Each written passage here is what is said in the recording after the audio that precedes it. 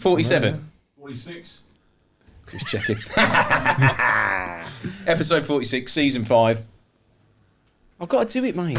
It's standard protocol. All right, series 5, 46. And we are here with guest host tonight, Mr. Dave Elwood, I say. So Elwood, I won't tell you surname. From Elwood Enterprises. Nice to have Dave back. You've been on a couple of times. You've done yeah. special with Rob. Yep, special with Rob, and I was on episode 4 of the series 1. He's one of the originals. One of the originals. I like that. It's good to get the originals back. And who have we got on tonight? We have Mark.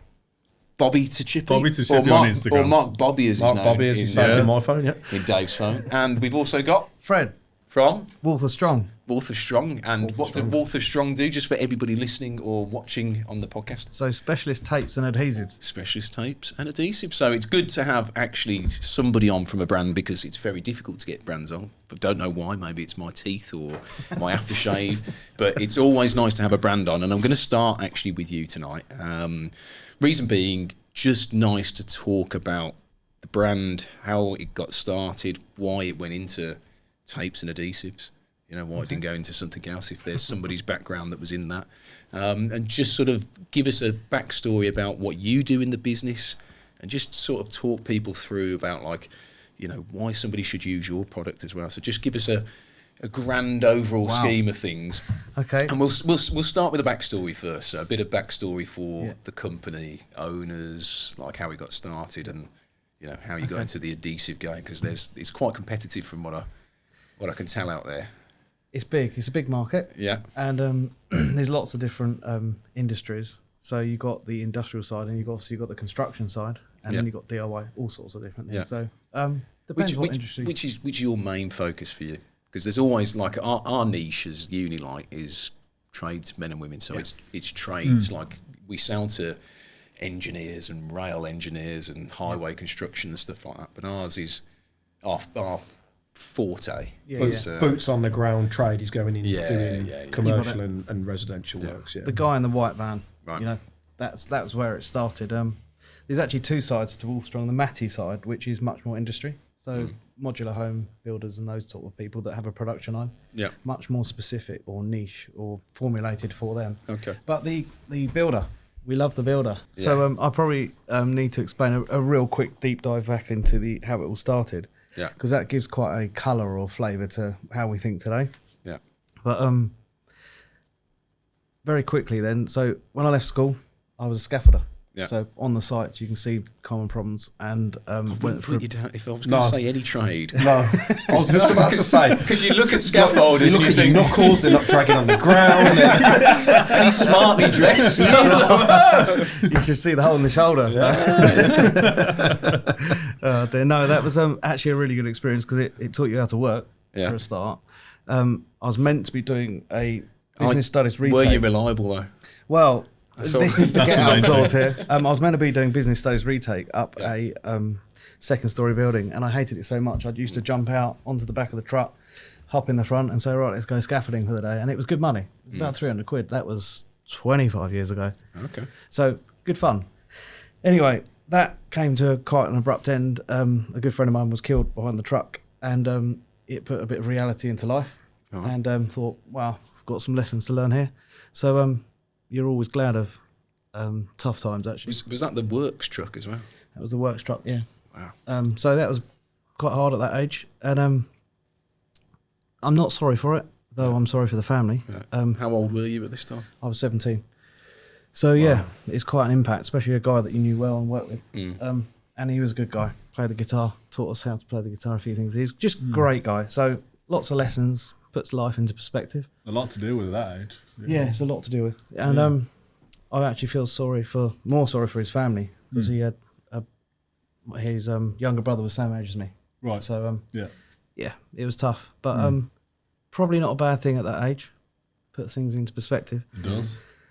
So I had a very nice older brother. I'm one of 7.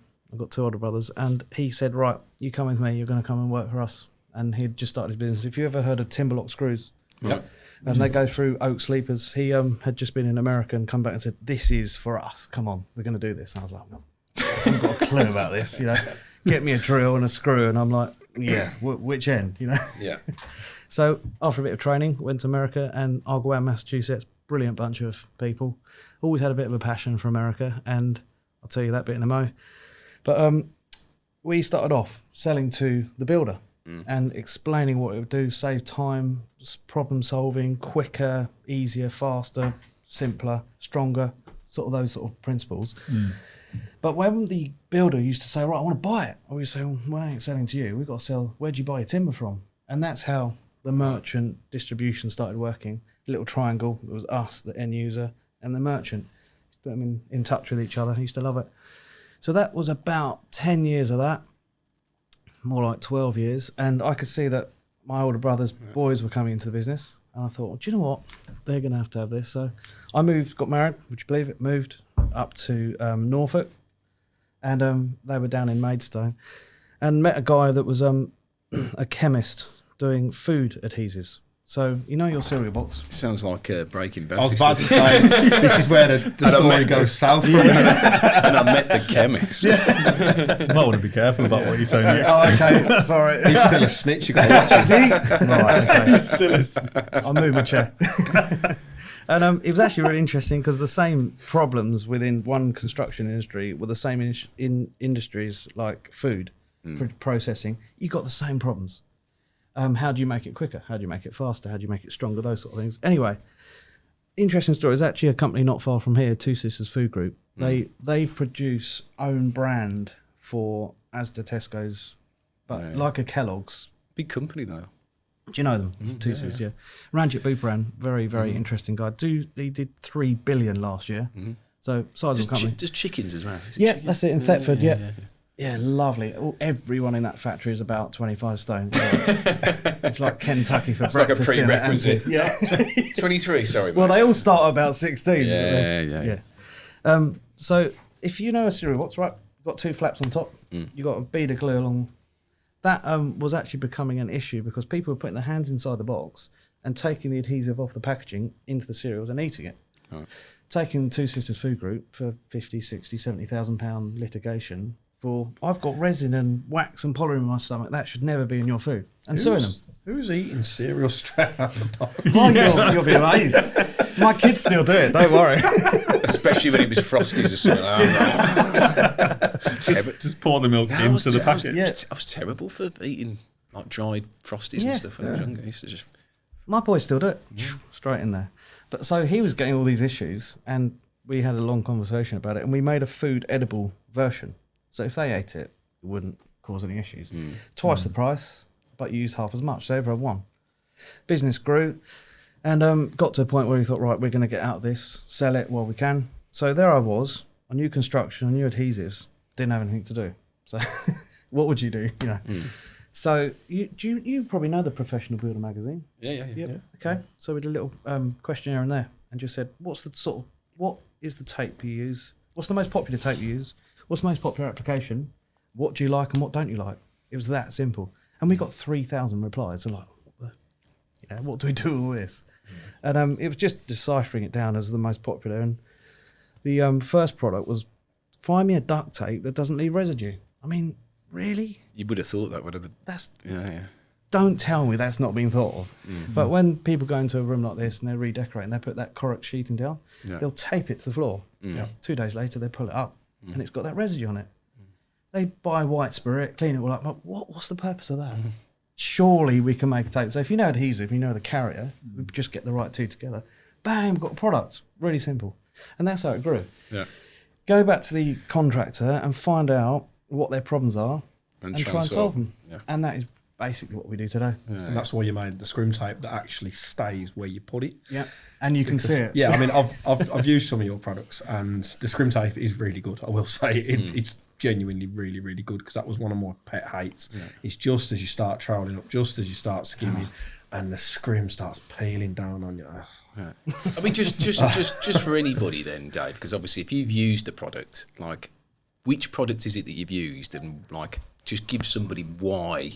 So I've used 2 of the products. I've used the scrim, which I like the fact that you've got the different sizes and stuff as well. Cool. And I think since you guys did that, I hadn't seen that before with the different sizes. So the 75 mil and the 100 mil. Yeah. Since you guys have started doing it, I've seen other people doing it. which often means that you're onto something. If your imitation's the biggest form Well, of that's it. flattery, It means you're onto something. pisses you off. You know all about that. you have to take it sometimes. Yeah. And the other one I was actually using most recently was the liquid mask, Oh, right, which is really good because I've just done a renovation on my old man's place, and part of the thing was he wanted to paint all the crappy 25-year-old UPVC windows in the house. And the reason he wanted to do that was because the front windows were changed, the back ones weren't. They've been there since they've been in the house 30 years. Yeah. I think the back ones have been in 25. They're thinking of downsizing and selling the gaffs, so he doesn't want to pay for new windows. So I messaged you guys online and said, I've seen the liquid mask on your page. Fancy sending us some. Is that the stuff that you're putting on the window pane then, and then you paint peel it off after? Yeah. You got it. And one, it's really satisfying. Really satisfying to do. And two, it's a really quick, easy way of doing it because I'm not a decorator. My dad's not a decorator. We wouldn't be there masking up perfect lines. And I presume when you're pulling that off the window, there's no residue. Yeah, absolutely right. It's really good. So I didn't even realise I'd been educated watching that video the other day. I saw that when you were peeling it off. It's really good stuff. And it basically, I know that there's decorators and stuff that use it, but for me, as not a decorator, how easy it was to apply, how quickly it solved the small problem that you've got of not painting all over your bloody windows. Yeah. It was a win-win, so it worked really well. I mean, obviously, Dave's talked about 2 instances there that you can use it then. Which trade, if you had to pick a trade, which would you say is the one that would use the product the most for anybody listening or watching? Which for the liquid tape? Well, just for any of the products, because you must have one trade that probably uses more of the products overall than another trade. Or is it just that you've just got one's for paint and decorate, one's for a contractor, one's for... Yes, an interesting question because those products are in families, as you say, but they're forever evolving. Deck tape, which I think you mentioned earlier. Deck tape, yeah. Really good. I've used that as well. Okay. Yeah. Really Third good. product. Really good. I'm not exactly here to tell you about the product, but the applications are carpentry.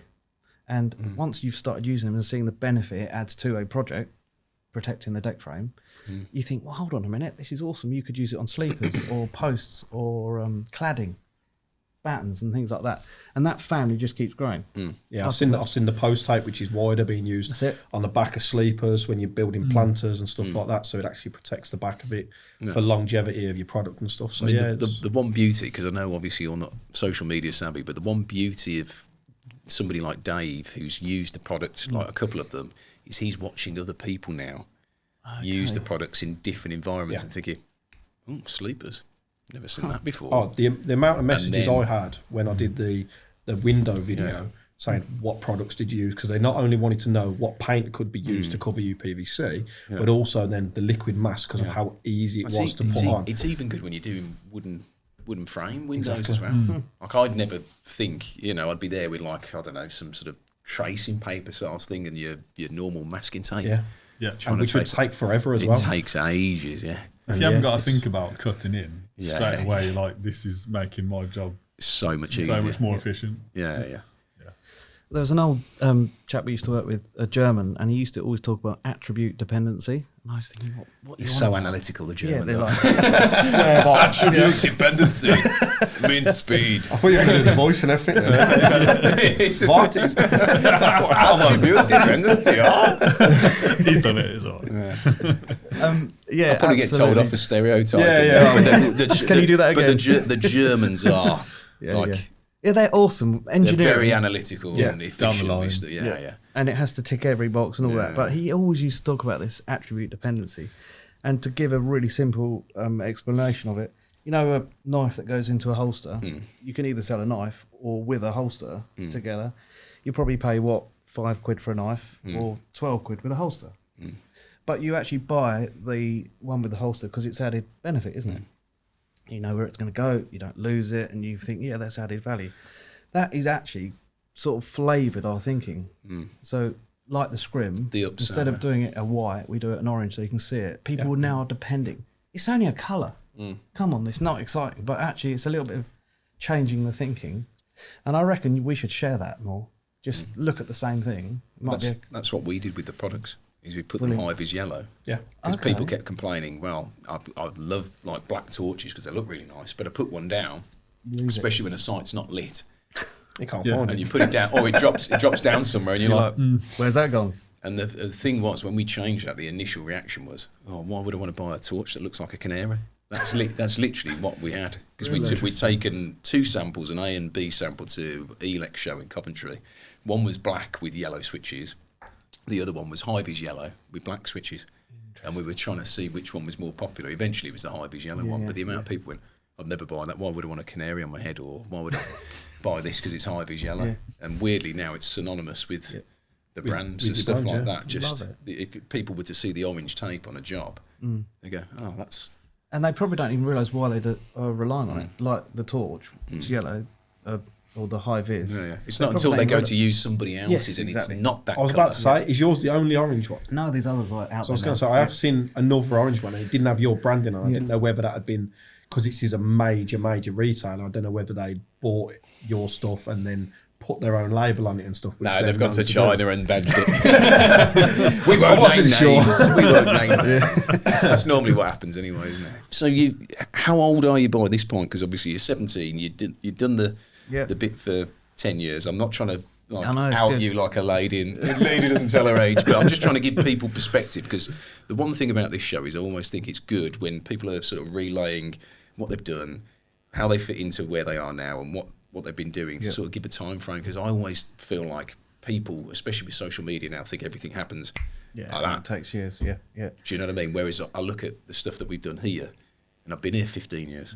Yeah. Do you know what I mean? And Absolutely. and that wasn't just, it was consistently just chipping away all the time. So you did you're 17, you did the other bit for 10 years. Yeah. And then where are we now on the? So Walther Strong didn't start till 2016, but I didn't launch straight into merchants. We did a lot of homework for, and obviously all the adhesive background happened 4 years before that. Yeah. So it's probably 20 years of knowledge. And I'll tell you one thing: is a good way to learn is make some mistakes. And that's how we learn the quickest way, because you've got to solve them and you've got to find a way around it. And yeah, we've made loads of mistakes. I'm not going to hide that. Because that's another thing as well, is like when you're on social, some people don't show their mistakes. They're scared of getting battered for it. Yeah. But I always feel like, to be more authentic, actually, you're never going to get everything right 100% Oh, of the time. every day is not a good day. And anyone who pretends it is chatting waffle. But that's, again, when it comes to a product, you're like, I'm going to be honest and give an honest review of that product. Yeah. Like Dave's given a review of that tape. Do you know what I mean? If you're given something to try out. So, you said it was 20 years in the making of experience. Again, when people are buying your product, they don't realise if your product's slightly more expensive than a competitor, you're paying. And again, when you guys get quicker and you can do something in 10 minutes that used to take you probably 3 hours, the customer doesn't realise that's what they're paying for. Yeah. It's true. So, okay, you're let's just say you're 30 for per se here. Let's say mid-40s. We won't put years on you. So, you've started the business. Yep. What was the intention then behind starting? Obviously, you want to solve an issue. Yep. But when you start a business, you sort of think, "Oh, I'm just starting it." But what's the future then for you guys? What are you aiming to? Are you aiming to diversify into other things? Are you aiming to just stick to what you're good at? What is the thing that you'd like to do? Yeah. So apart from make products that Dave will use. just give him to you. Give them to me. But that's another. He's road testing the product for you. Brilliant. Love it. And for any And feedback, it's instant feedback. Yeah. For anybody that's starting a brand or has a brand that listens to this, it is just like, I cannot stress to people enough, like the power of social media. Yeah. It's just unbelievable. Yeah, we'll talk after the show, Fred. I'm so behind. Well, as an individual, I've gone from an owner to an investor, even though I still own the business. So O to I, owner to investor, and that mindset change puts the business, the employees, to the owners. So you've transferred that I've got to run the business to them, and actually they're way more creative if you've got the right people in the team. And Not mentioning your social media. well, social media, absolutely. And like Tom, he's just brought this together. I would never have been able to do that. And he sees it a different perspective to me. I'm looking at it and saying, absolutely, he's the right guy for it. But I think as you get older, and if I was going to encourage anyone, there's two things on what I've learned from socials is there's a lot of people out there that think you're trying to slay or discourage or take business away from someone else. It's just, you get to an age where you just don't even look at it. It's not there. I'll be honest as well, because people always say to me, who's your main competitor? I don't have one. Yeah, absolutely I right. just make products that I love, and if Yeah. people buy them, then sweet hallelujah. Absolutely. If they don't, then I haven't got a business. I don't so get out of bed. I've changed, because I used to fixate on like things and think, whereas now I just... If you bring value to someone, and through the merchant too, or the reseller, and they're adding a margin to it, for example, they might not make a lot of money out of their timber 6x2. They're not working at a 30% margin or 25% margin. If they can add a product that's adds them another 50% GP on that bundle, you're helping them out. Yeah. And I don't get out of bed thinking I'm going to go and take someone else's business away. Just solve problems and help them. Yeah. That's probably one of the things I enjoy most of, and I think we'll carry on doing that. But that owner to investor, when you're looking at a bigger picture, I think we're going to grow by the direction we get given back from socials that says that product, if only it could work for some other material. Like scrim tape, could you put a line down the middle so you can match it up in the middle of the board? Because the guys on site that used to do it are old, they've left. We're bringing new guys. I don't know. You could put a little black line in the middle of that. Something different, And I think that's all we're going to do is just keep innovation ahead of us. I mean, what made you move from owner to investor? Because this again can be related to like a trades business. I know it's like a sort of tenuous link, but actually a lot of tradespeople, they get into having their own business. They take on guys or take on girls, and they want to grow their business, but then they don't want to move off the tools, which is very difficult for them. So that's sort of like a transition that a lot of people struggle with. And then it's like, okay, I've got to do more of the admin side and stuff like that. And it's trying to transition yourself from having that control to letting go and allowing other people to do their job. So what was the intention behind that, and what was the difficulties that you faced with something like that? I'll start with the difficulties because it's mostly a mindset that you've actually got to change. I love my lab. I love going back into it and fiddling around and annoying everybody and leaving mess everywhere. But it's where I can get creative in something. But actually, if I got run over by a bus tomorrow, that would just stop. And well, where's the value in that? You've got to transfer this knowledge and get other people to do it. And in doing so, you can actually look and say, hold on a minute, I can improve what I'm doing myself. Because he's doing it that way. I never thought of that. This is awesome. And I think it's just sharing that. It's a difficult move. I think this year's been really tough to go from that belongs to me, I used to do that, to no, you do it. If there's a guy down in London. A lot of you guys are very similar. Yeah. Because you love, like, that's So the do thing I. that you were weaned onto. Yeah.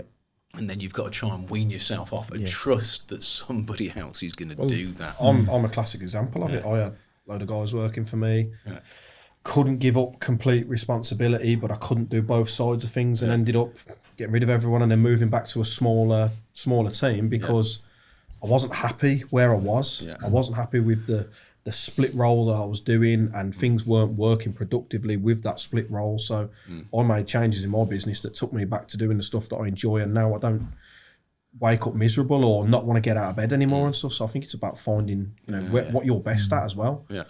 I'm definitely not best at know relinquishing I know control. they're two completely different sides, but I know that people that listen, obviously, they want to have a bigger team. They want to be able to do certain things. And the one main thing that I always find is people can't get off the tool. Yeah, you're right. But you have to find some way. I think if you ever want to be of a certain site, you have to find other people to do it. But Well, I remember a discussion we had Yeah. a little while back, and I remember the exact quote you said to me was, "You need another you, Dave." yeah. I says, You'll never I find that. I haven't found You one. don't. Yeah. It's a difficult one. Sorry, go on. You are looking for someone to replicate the standard that you've achieved. He's found you, Dave. You got it. He's found you. That's what you're looking for, isn't it? You're looking for someone to uphold the standard that you've got to over however long you've been in the trade. And that's like what you're talking about. You're looking for someone to replicate your passion, your energy, and your standards in the work that you do. So that's the way I treat the work that I do now. You'll never be able to clone yourself. I mean, the one thing that I always look at, I always think if I can find somebody that can do something to 80% to how I want, then I think that's Wow. Close enough. That's close. That's close enough for me. But I'm lucky. Obviously, I'm sat here with G and Jack, and it's sort of like they just get left to do whatever they need to do now, because I actually realise I can't do what they do. Do you know what I mean? Yeah, absolutely. There's a guy in London who owns about 25 builders merchants, and a good friend of mine does all his groundwork. So a new yard goes in or building goes up, they do it.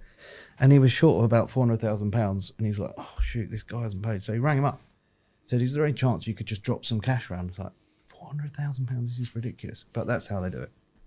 And he said, yeah, I'll be around in about an hour. This is in Watford. He turned up, and he turns over something like 600 million a year. So a serious guy, and he's come from nothing. And after he paid his check and handed it over and said, how you doing? They talked about a few projects. We just said, is there any chance you could just give us a few minutes? He said, yeah, happily. What do you want to know? And I asked that question you said about replicating someone. He said, well, the principle I've always used is if someone can do it 70 to 80% as good as you, let them get on with it. Yeah. I was like, wow. I've always expected 100 or 120, you know? No, well, the other thing as well is if somebody can do something for you like that, and actually you think, well, I could earn this much money doing this while somebody else is doing this, just leave them to it. Because actually, if you can earn more there, even if you're only earning £30 more, it's still more than you doing that job at the same time. That was an interesting lesson, because that's part of the letting go. I know it might not be perfect, but it's getting done. That's a real tough one. So I'm still learning. Yeah. Every day is a school day. Ladies and gents, just a quick one to say a huge thank you to our new headline sponsor, CT1, the best sealants on the market, voted for by the British public. Not only that, it's made in Britain as well. So go and support a product and a brand that is made in the UK. But I just want to say to you, they've got a brand new product out, which is the BT1. It's a combination sealant and adhesive like the popular CT1, but it's perfect for keeping a hygienic environment. And it's designed to completely stop the growth of bacteria, microbes, and fungus. And not only that, this stuff is strong. Now, it's going to be available at Travis Perkins, Wickes, Jewson's, and pretty much everywhere else, so there's no excuse not to go and give it a go. So we're really happy to be partnering with CT1. Moving on then, Mark. Take us back about, school time. You've just left school. Take us sort of back to there and give us a brief overview of how you've come to be sat here, basically. So feels like going back a long time. Yeah. So not as long as Fred. He's only 30, mate. I'm knackered and old, don't you worry. I can't say anything now. I'm in the 40s. Yeah. So I'm 34 now. Going back to school wise, actually, I mean, before I left school, I did my A levels, did 3D design, PE, and IT. Like A levels. So you're going to say RE then? Here we go. Easy subjects. Come on. Did you know what you wanted to be when you grew up? That was the thing. So I didn't know what I wanted to do. Yeah. I was very much trying out all sorts of things, and after my A levels, I went into fitness instructing. Yeah. I was a fitness. Just a quick one, because we touch on this sometimes, and I always ask everybody, and I get the same answer, but I just want somebody to go, no, actually, it was offered to me. Was anything trade related offered to you? No, at school? Not remotely. So this is the thing. If we're going to go on to the topic of education and how education is done in our country, for me, school wasn't for me, and I've heard this numerous times watching this podcast. Most people sitting in that chair will say the same thing. Yeah, school wasn't for us. I'm a practical person. I've got a practical mind, and my family are just so far away from the trades. That do you know what I mean? Is it the office jobs? They're office. Yeah. So my brother's a lawyer. Yeah. I've got family who. So you're nicking him and he's sticking him in jail. What a combo! Works quite well, that did. Yeah. But yeah, I definitely didn't know what I was doing, and it was very much, try this or try that, and that kind of thing. So I ended up becoming a fitness instructor because I had a passion for fitness. I was teaching 8 odd classes a week, ended up starting a company with someone like very briefly, and it just didn't take off. Wasn't making the money that I wanted to be earning on a monthly basis, that kind of thing. Did you say you were teaching 80 odd classes a week? 8. Oh, I thought you said 80 odd. I was thinking, who is I this thought guy? I thought you said 80-year-old classes. I was well, whatever. fit as a butcher's dog. Next class. Yeah, I'm teaching 8 classes a week. I'm doing some PT sessions here and there. Didn't have a car at the time, cycling between every class. Like, I was just... He was as fit as a No, I bitch, was wasn't he? just like, definitely the fittest I'd been ever, probably, in comparison to I am now. But yeah, so like I said, with the fitness, did that for a few years. It was for like about 4 years. So I was very much into it and really enjoyed it. I'd say it boosted my confidence. So you imagine being in front of a class, but like learning how to elevate your voice and all of those things. Like, Go on, give us your best class. PT instructor. Come on, 4 more, let's go. On today's episode of Trade Legends, Fitness with Mark. We should do a video with him and get, like the leg warmers, the 80s leg warmers on it. Mr. Motivator style. And yeah, so there's definitely... There'll always be a part of me that misses that, because having people come to you who have varied goals, whether that be fitness related or mental health related, because they're directly related, aren't they? And having people come to you and say, I'm struggling with this, struggling with that, I want to lose weight, I want to do this, or I want to do a half marathon next year. Do you know what I mean? Like, to be able to help people with that kind of thing, or be a part of that process of someone just getting out of the house and going to a fitness class, and that being the highlight of their day, you can't beat that, can you? So that was great. But it came at the point in my life that I came to from a financial standpoint. I was like, I'm not making enough money. I'm looking at other options, and looking at I'd met who is... I mean, the thing is, at this time as well, there was no social media, so you couldn't have... No. Or was there social media at that time that you could have blasted on? There would have been, but I was definitely not aware of... Not as a way to make money, I'd have thought. Yeah. Like now, it's really saturated, but at one point, That's if a good... I if mean, you'd it's have a gone good... on the cusp It's a of good it. point, because I'm sure now that would be very much the thing. Yeah, if you could do like chippy workouts with the wood and your saws and stuff like that. Just integrate it in there like every other reel, just like, but yeah, so I met Andrea, who's my wife, and we were looking at getting married, buying a house and all these things, and from a financial standpoint I needed something more steady, basically. What is it when meeting a woman you suddenly realise, shit, I need more money? You realise you need more money and you're not good enough as well. I need to dress a bit nicer, I need to sort my life out. Like, crap, what am I going to do in my life? That's it. So it wasn't an instantaneous thing. I wasn't like, I've always wanted to be a police officer. It wasn't like that. What's like, if you're doing fit, I understand obviously you've got to be fit to be a police officer. Well, I'd expect that you well, we've had this conversation. Some aren't when you look at them these There's days. There's plenty of police officers that can't chase someone. But you think in your head, you think, fitness, police, like... No. I would say the thing for me is I've always enjoyed working with people and helping people. So that was the link for me. So I saw the police as an opportunity to help people. As the years went by, I realised there was limitations on what I could do really with that. But I started off as a police community support officer. It was kind of the foot in the door, just because the forces that I was looking to join weren't recruiting at the time. Is this when they started saying you needed to have a degree?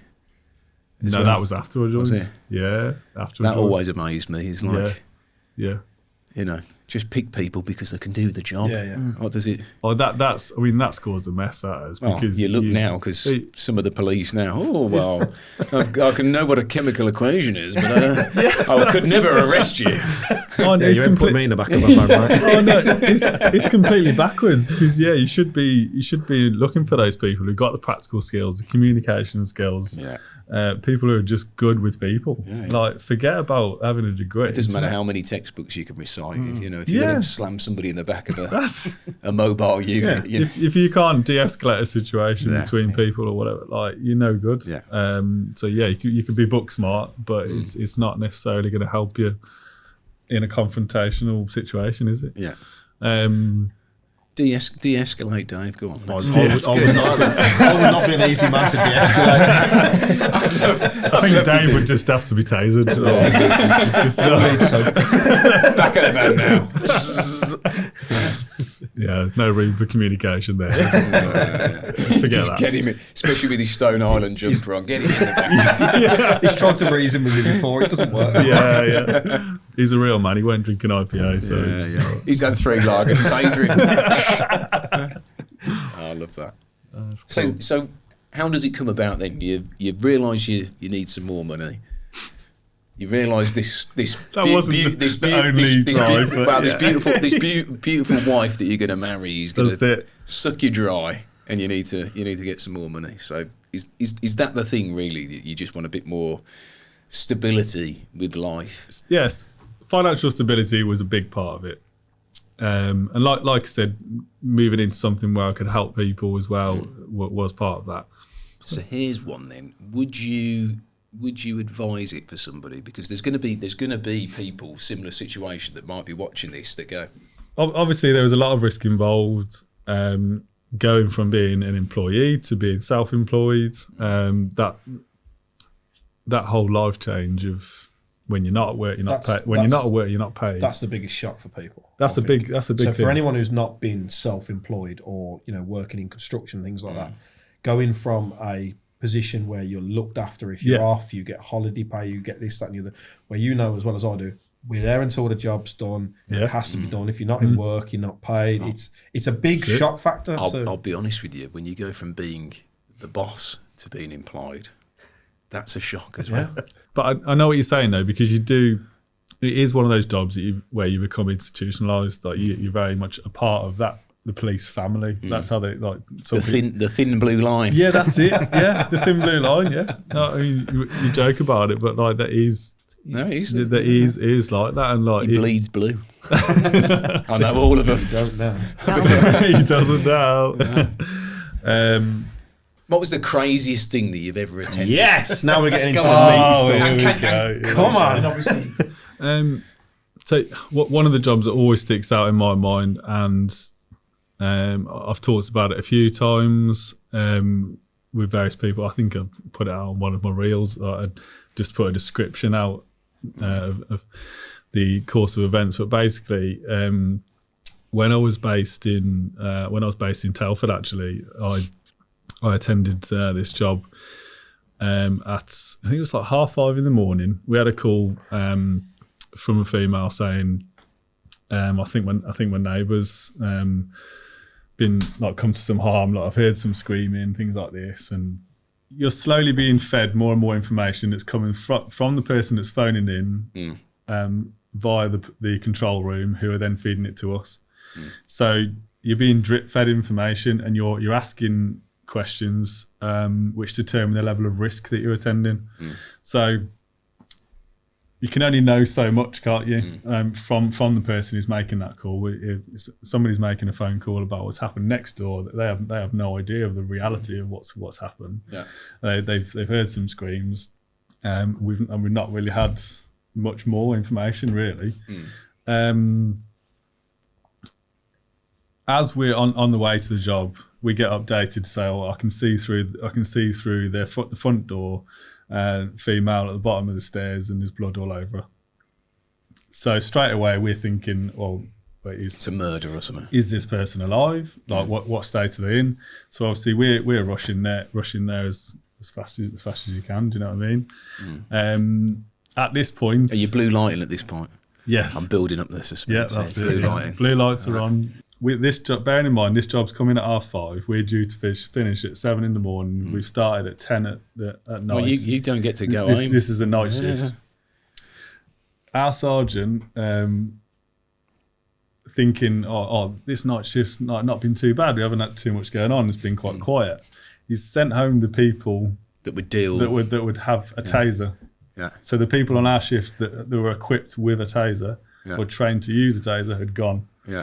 So that meant that we then didn't have a taser on our Yeah. shift. Yeah. Obviously, you've got firearms officers who can be sent to the job, but they're coming from a distance. So anyway, as a shift, we all head down to this job. We get to the door. We're having to literally throw ourselves out the door to put it through, because we haven't had time to grab the kit to put the door through. That's just the way it is sometimes. Put the door. One of our colleagues basically just runs through puts his foot through the door, comes down. Sure enough, there's a female at the bottom of the stairs, in a fetal position with a knife in her side. She's white as a sheet, clear as day that she's dead. And so when you talk about the things that you come up that you have to deal with on a day-to-day basis like that's obviously quite traumatic. Yeah. Straight away we're obviously thinking, where's the person who's done this? So we enter the property having to actually go up the stairs. Well, you're trying not to get involved in a crime scene as well at the same time. Well, yeah, that's the thing. You're trying to preserve the scene, but also you need to establish if the Somebody's still in there, the offender might be in the property. Blood all upstairs, all at the walls. Like go upstairs, do a search of the property. And just for somebody listening and watching, how old is this person that's obviously been murdered or has come to harm? No, from memory, and then from that plays memory, on she was in her late 30s. Yeah. But this is the thing: you over time, being a police officer, you do become numb. So like, I'm probably explaining this job in quite a fact of the matter way, and you're in sat, a very police. and you're sat there thinking, what on earth is this? What on earth is Mark talking about? But I realise that because you have to become numb. You know when we're talking about this. Yeah. Does that bring all of that stuff back to you? Do you? I can feel the anxiety in me right now. I'm like, I don't know if you can tell, but so anyway, we've established that unfortunately this person is dead, and there's nothing we could do to save her. Like I said, she's got a knife in her side, but you're still thinking there's an offender somewhere, and they could still well have a weapon. So from that initial point. Immediately, we need to start searching the area. So we've searched the property, searched the immediate vicinity, and you start kind of moving the search out and out. Just establishing basically, like, can we find this person? And sure enough, we did actually have some kind of description that had been passed from the neighbour of somebody leaving the property, walking away. So the fact that we had that was quite remarkable, really, to be honest. And I think that person, we're able to identify that person was registered at that address, like as in there being a male registered at that address. So this person could have jumped in the car, driven off, could have run off, or he could be hiding in the house. Do you know what I mean? Any of those things. Yeah. So we're searching the immediate area, and sure enough, me and my colleague, we're down one of the adjoining streets, and I see someone matching the description. And you imagine what's going through your mind. You're just like, shit, do I tackle? Like, is this person still armed in some respects? Like, what state is he in? But the thing that people don't realise is you don't have that. Like, and this is the same when obviously somebody unfortunately gets shot by firearms. You are making decisions in like split seconds. That could. Yeah, you know, and you think, well, I can approach this person. Is he going to turn and be violent immediately, or is he going to be calm? Like all these things racing through your mind, and obviously that whole fight or flight kind of things like kicks in. But you're like, well, I'm there, like, to deal with it. Let's just get on with it. So we approached him, and he was calm as anything, which is actually quite common when you come to deal with someone who's done something like this. Through dealing with lots of incidents like that, you find actually like they're quite calm after they've done something like that. So he tried to give us a fake name and all these things, but he fitted the description bang on. So I was like, I know this is the person. So we straight away get him into cuffs, and obviously inform him that he's under arrest. Did he have anything else on him? So this is the thing. So I started searching him, and Like a blade like this long or something. not quite as bad, but I open up the pocket in his coat pocket, yeah, and I pull out. Obviously, I've got my gloves on or whatever. I pull out this knife.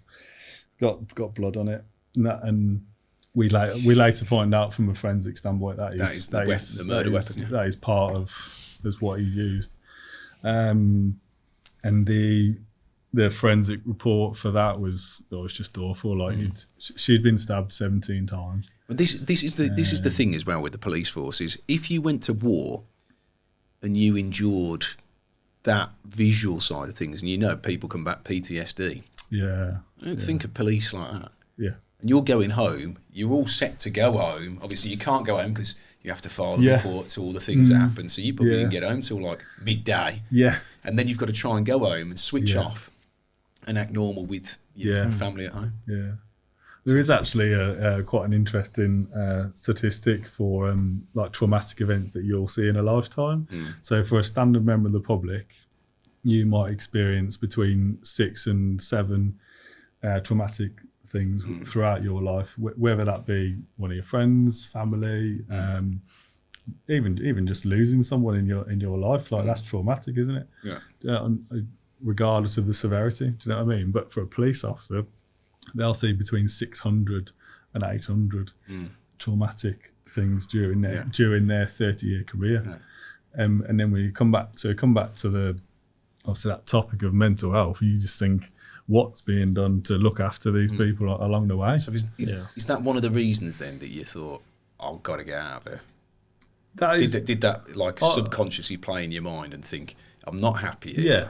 I'm enduring all this stuff. Like, I need a change of scenery. Yeah, I mean, I've said to you countless times, hasn't it? I've got no shame in saying that I don't think actually I've got the resilience to deal with that stuff.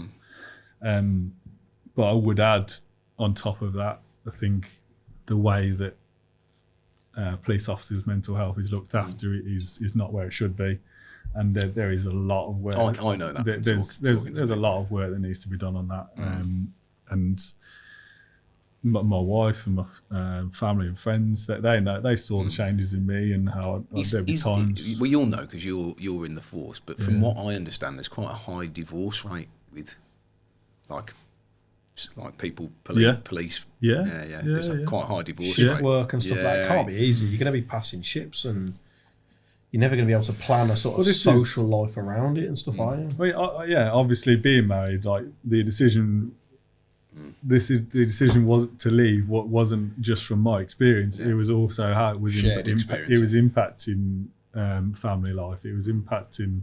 So Andrea, have you got any kids as well? I've got 2 kids. Yeah, 2-year-old and a 5-year-old. So it's impacting as well then how you are when you are at home. That's it. So despite the shift work and despite the hours and all that, and the other thing as well is I'm sure if you went out to something like an RTA, road traffic accident, and there was 2 young kids in the back, you're going to be looking at those kids if they've passed away thinking, well, what happens if I pass? What happens if that was my kid? And it's boom all the time. Yeah.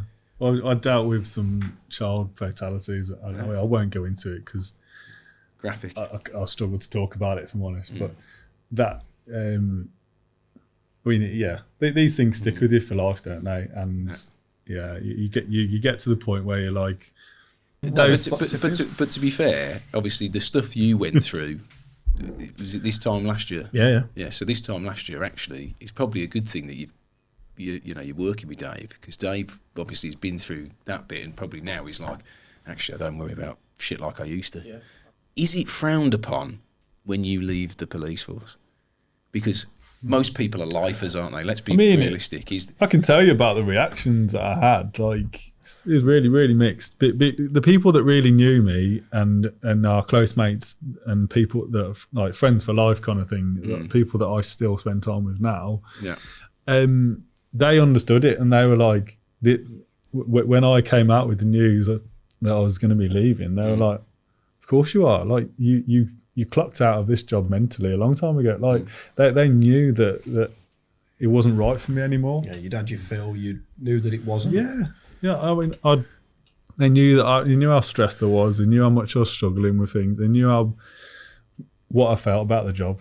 So it just made sense. But then the people who didn't really know me, they're like, Mark, what? Like they actually sat down next to me and they go, Mark, like, what are you doing? But this is one of the things that bugged me in the police, because I mean, this must be happening in all sorts of jobs, but very much so in the police. You'd have most officers who just moan day in, day out, and the ones who are just like moaning.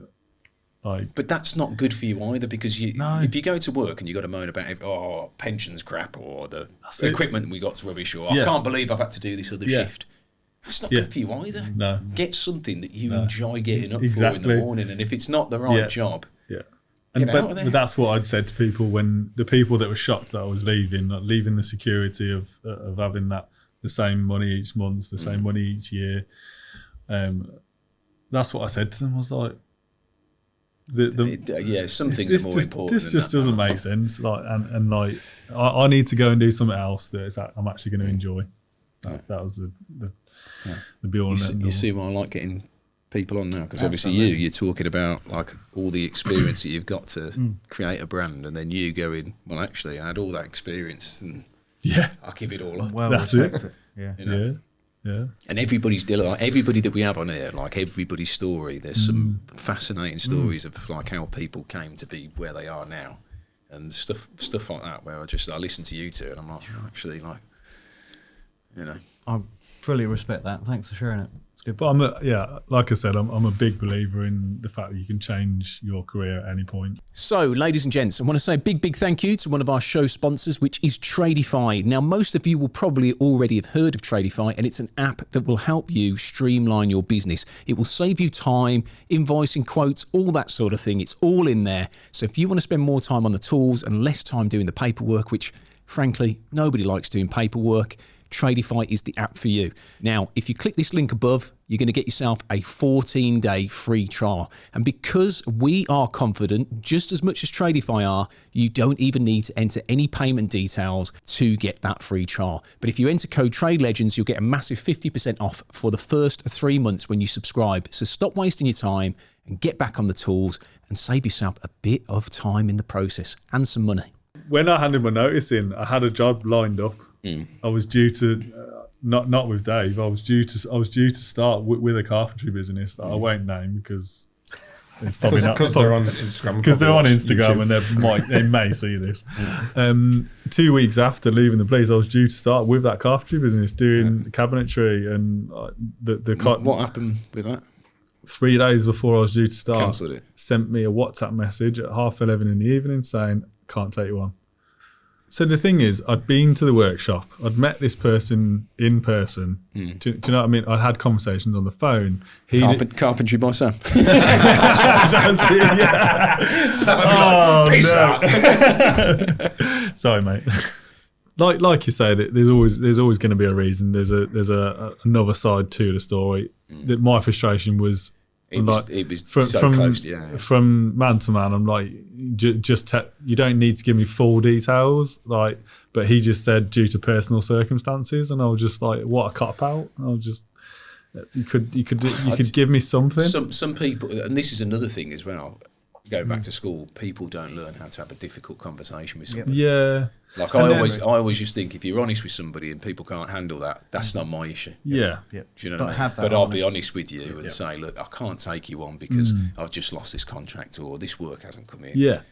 But if there's anything in the future, you know, and sorry, it's so close to your start. I mean, as angry as I was, looking back on it now and through conversations I've had with various people in the trade industry, like. It's quite common though. A lot of people said to me, actually, he doesn't know you anything, and you're going into an industry where that kind of thing can happen. Like, I mean, that's the thing. So, sorry if you're watching. That's it. Yeah. That was the end of that. But it then meant that I'd forked out money for childcare, which isn't cheap. Which is a lot of money. Which is like a second mortgage. That's it. Yeah. And I was looking at What's the missus saying to you at this point? So at this point, Andrea, I'm leaving you. That's it. Forget it. Go back to the police, you idiot! Can't believe Did she? Okay, this is a good question. Did she ever say to you at any point, like, why are you leaving? Like, or did she see the same in you as that some of the other people saw, where you were done? Did she see that, or was she saying to you, "Get out"? Oh, the get out. Yeah. Yeah. But that's what I think I've alluded to it earlier. Like, it wasn't just my decision; it was a decision as a family, a decision like that came from friends that had noticed that I wasn't happy. Do you know what I mean? There's various parts to it, and family life was a big thing, definitely. So yeah, when it came to that point of you haven't got a job, extremely stressful from a financial standpoint. You just thought, well, what are we going to do then? Go and bug Dave. Go on, bug Dave. So what was the time frame then for you getting told no to hunting Dave on the squat rack? Just over a year. Was it? So I knew that I was going to have to accept that I was going to be a stay-at-home dad predominantly, because we couldn't be paying for childcare. Yeah. So essentially, we worked out from a financial standpoint, we could afford 2 days a week for the childminder. So my youngest was going to the childminder 2 days a week, and I could teach myself carpentry 2 days a week. And that was what I was doing. So between the 2 days and evenings or bits on the weekend, I would like be trying to do bits on my own house or for friends or family. And that was the start of me really like having lots of time to focus on the carpentry, but also had lots of time to build my social media. Yeah. I should probably take it back a bit slightly actually from the social media aspect, because when I first started my Instagram page, it was off the back of when I was using my personal Instagram page to look at people within the trade industry and just see what they're doing and learn bits.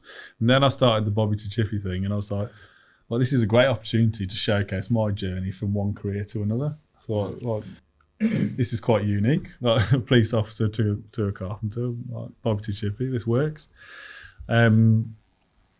So I using that as a platform just to show my progress in that sense. And once that got going, I realised actually I was developing a network with people like Dave, who are experienced tradespeople, and I was able to ask them questions. And so I was teaching myself how to do various things on my own house, and then firing people questions. And then in amongst that, I was messaging people saying, would you be interested in taking someone on full time? And that was off the back of, again, speaking to people like Dave and various other trades who said to me that at your age, being 34, if you're going to go and do an apprenticeship and do a college course, actually that's not going to be that beneficial. Like, you're better off just doing the job day in, day out. Yeah. I don't know what. Yeah, thrown in the deep end is the way to do it. Yeah. I don't know what your opinion on a college course, like for someone my age. Pointless. Just not absolutely pointless. You won't learn anything that you won't learn in I 5 minutes on site. I think any age, I think you're going to watching other people that have done a job for 30 years and absorbing little tidbits of information way better than ever going to college. Yeah. That's my personal view, and that is across anything, office work, anything.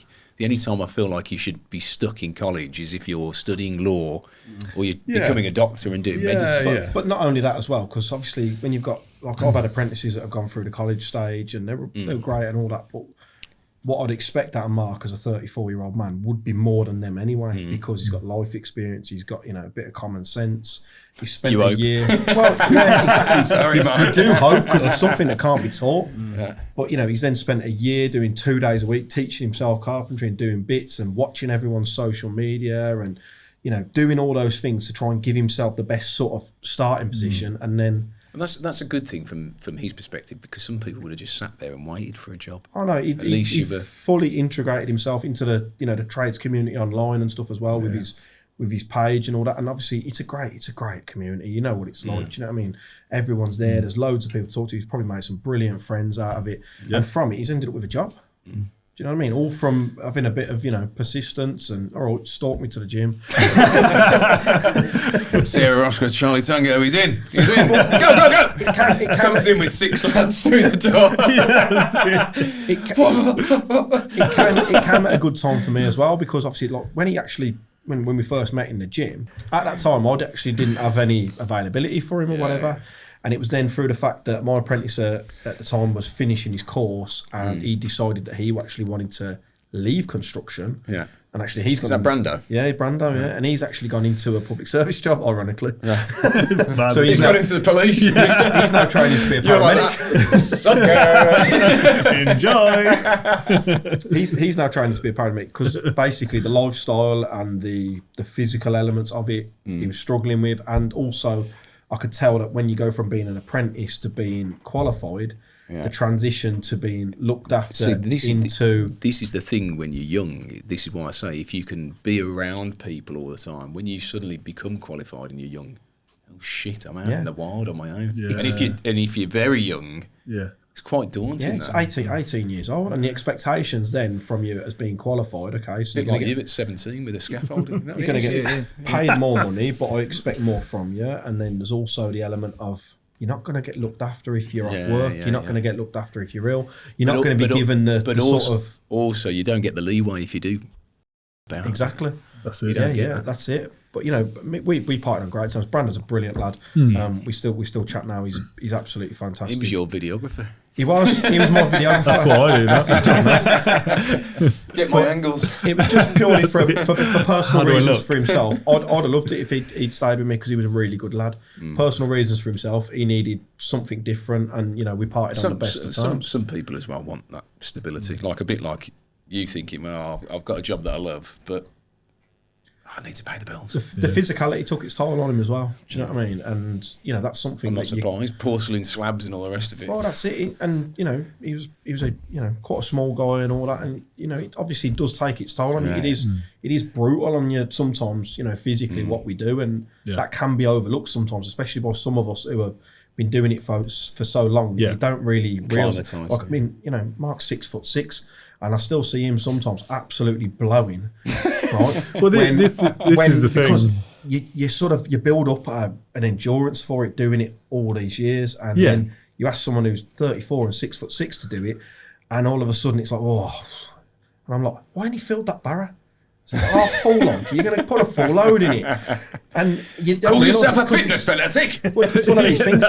To be able to do it all day, every day, it does take its toll on your body, and that's the sort of thing you can't learn in a gym, and you can't learn that anywhere else other than from doing it every day. And I'd say, look, strength-wise and endurance-wise and all that, you've noticed since even the 3 months you've been working with me, the change in you physically and your energy and things like that. And he's knackered now. I'm broken. Don't work with Dad. What time is it? I should be going to bed now. I'm tapping out. But no, so it came at a good time for me, because I then, knowing that Mark had asked me previously for work, and I wanted to use my social media to find the right person for the job, so I put a message out saying, Britain's Next Apprentice. That's what you should do. I'll just put a message out on my Instagram saying, local lads, this is what I'm looking for. I'm not looking for a kid again to be an apprentice. I'm looking for someone of our own age, has to be able to drive, all these things. Because I do so much extracurricular stuff, I call it now, with going off and doing social media days here and filming and working with brands and all that. I need someone who can, one, get themselves to and from work, and two, get out of bed, trustworthy that I can leave to complete a task, and I'll only ever ask someone to do something they're capable of. But they have to be also able to do it without me there, without me watching over them, and I know that it's going to be done to a certain standard when I'm not there. And you get that from a guy of Mark's age, where you might not get that from every 17, 18-year-old. So I put out a message, Mark responded, as did many people. Mark gave me the biggest bribe. No, we take me on or end up in the nick. And I know your history. I've got your web browser, Dave, and it doesn't look good, bruv. Well, we had a chat about it, so I arranged to meet him, and I think I was fairly honest with how things are. Fairly. I don't hire coppers. Yeah. Well, You better be out. So, I definitely didn't paint a rosy picture of what life would be like. I was very realistic because that's what I'm like. I'm a black and white guy anyway. I mean, you Dave, you describe it from your point of view. so Dave doesn't beat around the bush. Just Straight up. you're just like day in day out. It's going to be the hardest thing you've ever done. No. You will cry and I will break you. I will make you cry. But you will love it. Yes, you will love it. Right, so this part of the show, we're going to go to what we call, it's a bit like a Jerry Springer final. Well, I couldn't get my teeth in. Paid enough for these. Can't get them in. Send them back. Yeah, I know, yeah. Turkey! But, yeah, we sort of just, any advice you want to give, or if you want to plug a new product, or you want to tell us something that's coming down the pipeline, or what to watch out for, or you want to drop some knowledge on all of us mere mortals here, this is sort of like a little time to sort of do that. So we'll start with you. No pressure. No pressure. But It's interesting actually reflecting on our journeys, and I've been very lucky because, and I've put it out there, my wife is a farmer, yeah, and when I come home from work and I'm like, oh, can you believe all this formulation I've done? It's a complete waste of time. It's got to go and farming is one of the toughest jobs. Yeah, And she turns to me and says, what are you complaining about? I've been up We've since just 5. ploughed 200 acres back in the ground because it's got black wheat in it, or some weed or something. What are you complaining about? And you go, wow, okay. It just brings in that perspective. And I'm trying to have a moan. Leave me alone. And it's not done in a horrible way. It's just get real. These things happen. Farming's 24 hours, It's 7 like, days a week, wow. 365. It is, yeah. So I've got a bit of that coming through, and my children, my eldest is in the business now, and she's got both sides. She's got that. Is she in the farming business? No, she's in the Walther Strong. Yeah, so she's got the grunt and the go, but also she gets it into perspective because things go wrong. It's like, okay, that's a lesson I didn't know. Yeah. You know? So share that. Just keep things into perspective. I don't know what else exactly on reflecting on your journeys, but not everybody who wanders through life is lost, are they? Because like you would have never known it had you planned it. You still wouldn't have been there, would you? No. For that same journey. No. So take it as it comes a little bit. You're like the Messiah, Dave. You That's found very it. philosophical, that is. I'm going to have to get you dressed up like the Messiah. You'll be like, and cut. Children of the light, come to me. Stop asking me for a job. You're going to have to get that as a thumbnail. Yeah. Stop coming to my DMs that's and it. pestering me. So, what have you got for us then? Pearl of wisdom. Come on. Come on. No, you don't It's get true. as philosophical as that. No, sorry. Okay. Fred's, I'll back out. Fred's, no, it's good. Don't Chase join your the police. dreams. That's a good one. No, genuinely, going back to what I've said about the fact that you can change your career at any point in your life, if you're determined enough and passionate enough, why not? Yeah. You know, If somebody make that this is jump. a question Right. for you then. If somebody had said to you just before you became a police officer, you're doing your fitness thing, right? And obviously, if you look like fitness to police to trades, okay, you can sort of see it. But if somebody had said to you when you were doing your burpees and whatever else and your star jumps, you're going to be a carpenter in 8 years' time, Yeah, what would you have said? you're mad. Yeah. Do you know what I mean? So Yeah. that's another thing that I want to get across to But it's, people that. I think part of it is a journey of confidence as well. So I've sort of not always been the most confident person. Yeah. And you might think, well, that doesn't make sense. You were teaching a fitness class in front of a group of 30 people. You've got to be confident in You front got- of Lycra. That's you what got- I'm going to say to you. you got to be confident to do that, but it's confidence in a different way and backing yourself that you can do something. So for me, coming into the trade, there's often times when I'm doing something on site and Dave's like, Mark, like I can actually see you worrying about doing that or being too careful. Just Overthinking. get on with it. Yeah. Like, that's it. Yeah. No, that's exactly. Don't it. measure it, just. That is quite often what happens. That's exactly it. Like, not obviously not measuring it. Yeah. We always Well, measure I mean, our stuff. so, I did it by eye. a good example would be cutting a block down. Dave will go, Mark, it's not joinery. Like I want it 220 mil. It's not joinery. Yeah. Yeah, it's having a lump of mortar either end. It doesn't matter if it's 250. Because you're not going to see doesn't it. matter if it's Don't 210. worry. Just get it cut. Like forget about your like fine. Like yes, you're into carpentry. That's what you want to do. But I'm learning the processes of how things are done throughout all sorts of areas of construction, and that's the benefit of working with Dave, because you do everything, don't you? Like let's be honest, and just do everything. The other thing is though, people say it all the time, but if you're not doing something that you love, like, and I know it sounds, It's cliche, but it's true. I know it's though, cliche, but do something about it. Like if you're not happy, do something. Like It's never too late, yeah. you've got to do something about it. You can't go about every single day of your life just moaning and thinking, "Oh, this is just." I'll try. This is The missus might like, disagree. Yeah. like if you're waking up and you're looking ahead at the day and thinking this is awful, rather than getting to the end of the day and thinking, "Oh, today's been awful." Yeah. Like, But when I watch the news, I'm just lucky to wake up and breathe. That's the thing Yeah. that I always think, because I don't even turn the TV Yeah, on. it's grim out sometimes. there, isn't it? Yeah. yeah, So that's it. enjoy yourselves. Well done anyway on your success, and also your Thank you. Cheers. changing your career Yeah, and ending up with appreciate the Elwood. Good as old it's Elwood. called. So yeah, but thank you very much for coming on. Yeah, cheers. Loved man. it. Thank Thanks you. for having Really us. appreciate Yeah, thank your you. time. So Thanks for having me back. no worries.